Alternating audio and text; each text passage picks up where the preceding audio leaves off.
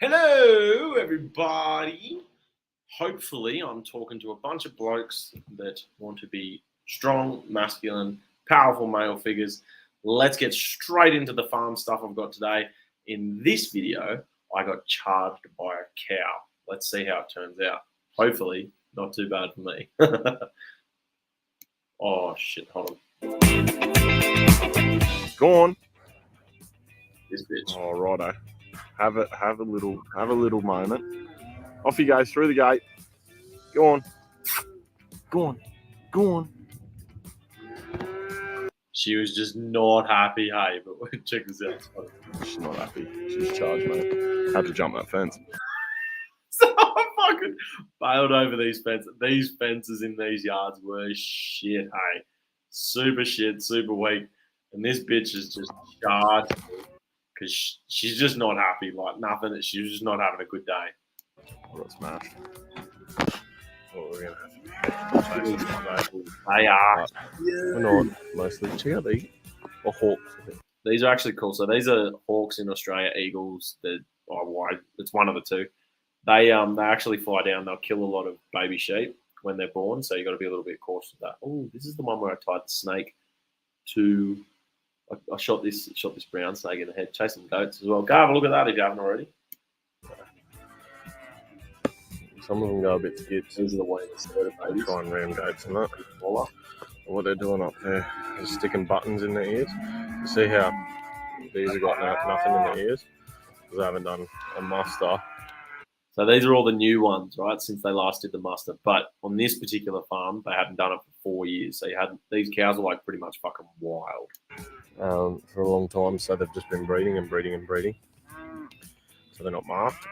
Means it's theirs and goes through all the sales proper. I don't really understand that bit, but yeah, that's what we're doing today.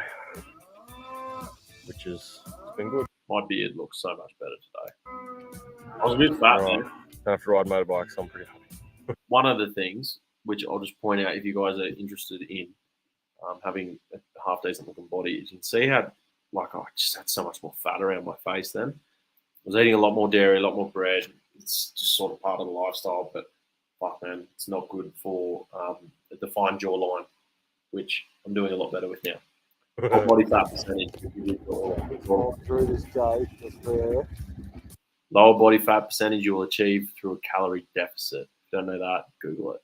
We got this one here and another one that we sitting on the back, causing an absolute mark. So they're using these cars. It's insane watching the. See these buggies. This fucking bar fucks off at the back. So they're 1, 2. That's a bike, I think. 2 buggies, and there's like a 4-wheeler, a couple of 4-wheelers. This cow is a fucking wanker.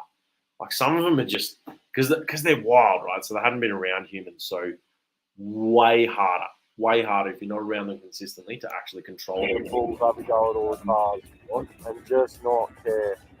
It is mental. The power in these animals and what they can do is absolutely. So one of the things that was happening with these ones is in the buggies. So they're mini cars. If you know what a Can-Am is, using a few of those, and then like buggies, like you have 2 people driving, they've got 4 wheels, decent, like a small car, right? But for paddocks, and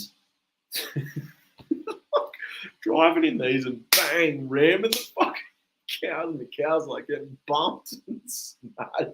And then the cows had rammed them. One of the cows flipped one of the 4-wheelers. The guys on the 4-wheeler gets flipped off, and it's like, fuck, like that's shit, man. A lot of shit went a bit crazy there. It was pretty crazy. But these two having a go. There you go. Go at each other.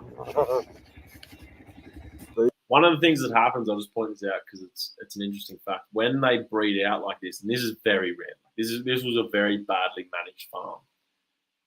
When they breed out like this, you don't control the sex as well. So you've got a lot more males than you normally would. And what happens when you have too many bulls with too few cows, females, is the bulls will just constantly fuck them, and they don't stop.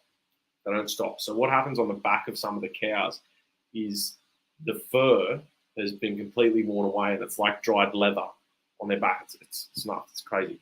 And that's from just being fucked all the time. And what happens, because the bulls don't stop, if there's too many bulls, they'll end up fucking the cows to death. Literally. Like, it's mental. I didn't even know this was a thing. So if you've got, usually you have one bull to, I think it's like 10, 12 cows, something like that. In this mob, it would have been about the ratio of like 1 bull to 3. That's how many bulls were in here, and they were massive, like huge creatures. Huge.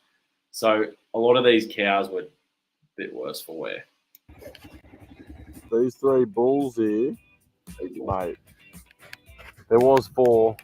We lost one back there somewhere. The one we lost, it got shot in the head because it was being a dick. Or it got killed. I don't know. It might be steaks tonight. But it was really nice, though. These 3, we've been attempting to move to the main mob, those boys and me, and I'm actually pretty happy with how I did. Those 2. What I wanted to say is one of the things that you'll hear from people that say farming and shit's really bad, and this is what I thought, is the majority of farming for cows is done in factories. As you can see from all of this. On the left and then old mate Loner on the right. The vast majority of a cow's life is in paddocks and farms with open plains where they get to sort of walk, run, or do all this shit like this. 2 on the left, there was 4 of them and they like galloped off like crazy, and you had one that was arcing up, and you didn't end well for that one. Mick in the buggy, he's like, that's where you and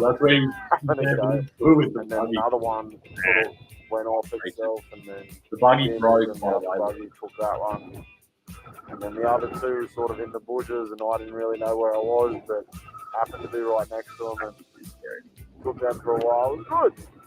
And just used what they sort of told me, and got them to calm down, and guided them. That's the walkie-talkie we use. See this strap over my shoulder and that black bar there? That's the walkie-talkie. So that's how we communicate out there, because there's no phone signal in that part of Australia. So everything's done through walkie-talkies. Pretty happy. It was a good effort.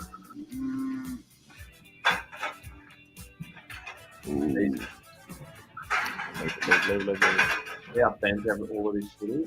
This is broken yard. This is the worst yard ever. But all the metal, huge creatures. So trying to get them on the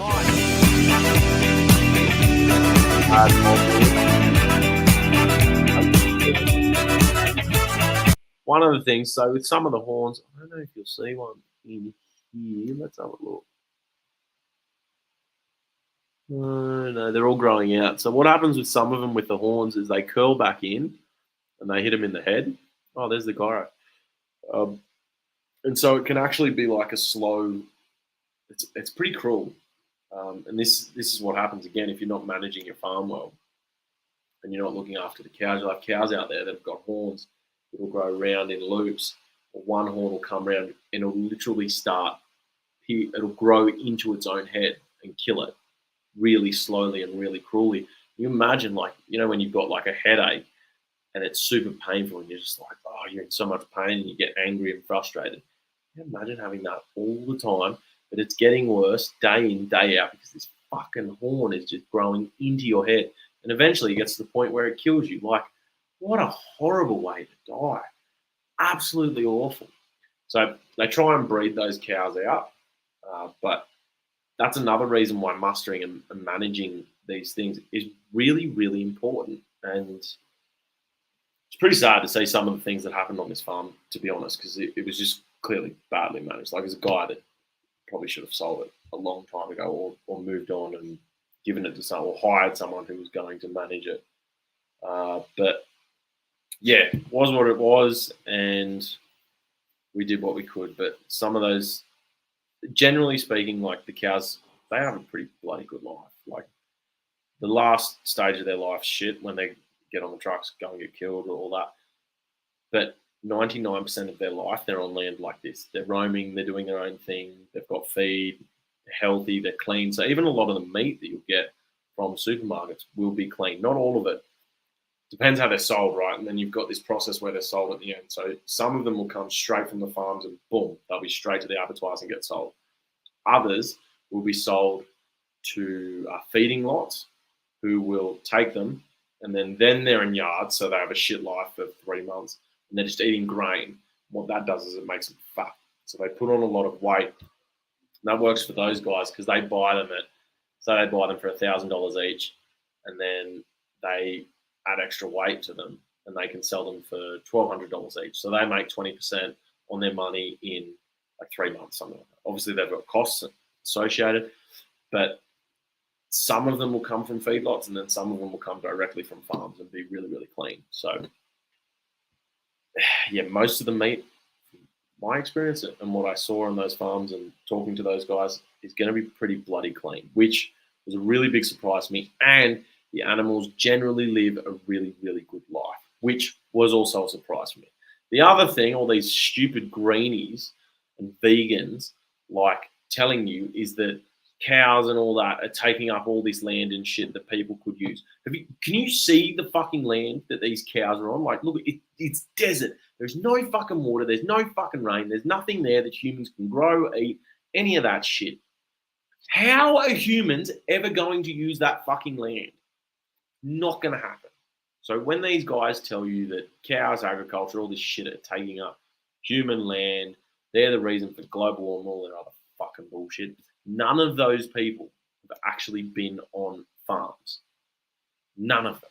None of them have gone and worked on them. None of them have gone and lived it, seen it, experienced it. And I am telling you, these animals are so, so amazing for nature, for health, for people. They are not taking things away from people. They add to us in so many ways. And any greenie that tells you otherwise, they're fucking idiot. And I guarantee you they haven't had the experience. And the other thing that I thought was really, really special is the people that run this, they genuinely care about the animals. Like they really love the animals. Yes, it's a business. Yes, they've got to go make money. Yes, the animals die eventually. But if it wasn't for these people running these enterprises, those animals would not be alive, right? Their purpose is to live and be fed.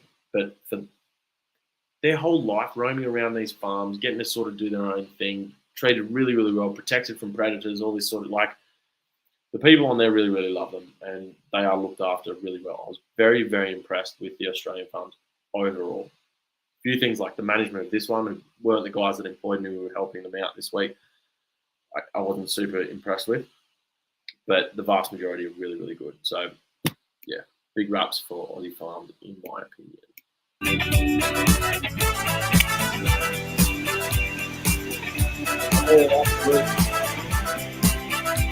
They're the buggy. So when they're ramming like not that one, this yellow one back here, that one, that's what they'll sort of like ramming the cows with, and the cows would ram into them because they don't. When you're on a motorbike, cows don't give a fuck. They'll ram you. They will not care. But in something a bit bigger, they sort of.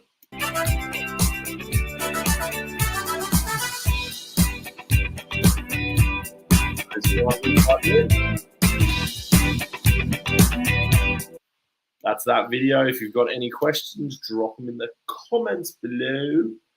Go watch the video, subscribe to the channel because I need the numbers up and it helps me, so please do. But most importantly, please drop a comment. Let me know what you think.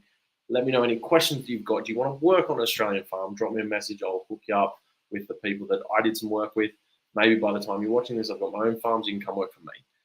Either way, there'll be opportunities for that. I'm probably going to have a farm in Paraguay as well. So if you work for me in one country, you might be able to have an opportunity to work in another part of the world. If you've just got general questions about things that you want to do, you don't know how to go about it, what to chase, and put them in the comments. I will get back to you. Thank you very much, guys. Keep being awesome. Be strong. Don't let any chick tell you what to do. Take charge of your life and make it fucking awesome.